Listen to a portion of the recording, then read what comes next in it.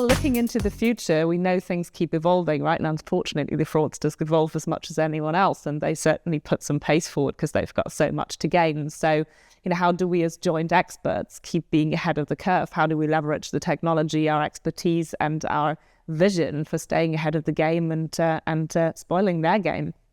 So I think for me, it's how do we keep looking ahead? How do we keep leveling up? And how do we achieve that to make true to our mission, what we're both jointly after to achieve? So, whether that is fraudsters using AI or us finding ways of leveraging new technologies and going to greater depth and levels to make that happen. How do we explore that? How do we bring that to the table?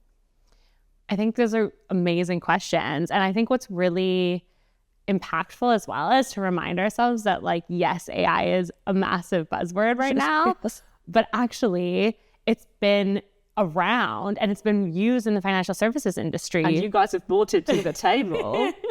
Thank you. For years, right? For decades. And so that reminder of, like, yes, we have fraudsters using AI for bad. And yes, we see that innovation continuing.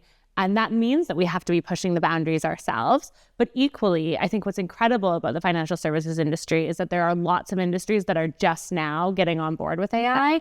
We've had it embedded in our systems for a very long time. Yeah. Featurespace came out of Cambridge University 15 years ago, out of the machine learning concepts. And since then, when we started with adaptive behavioral analytics, which is sort of that machine learning base. And then from there, we've moved on to thinking about deep learning and really getting deeper into that. Now we're looking at, obviously, generative AI is the big thing and everyone's using. Takes it to the next level again for all in the mix. Right? Exactly. And so how do we, as we're watching these fraudsters use generative AI to scam people, to defraud people, to sort of take that next level? I think last year was 10.5 trillion that was lost to fraud and financial crime. These numbers are massive, right?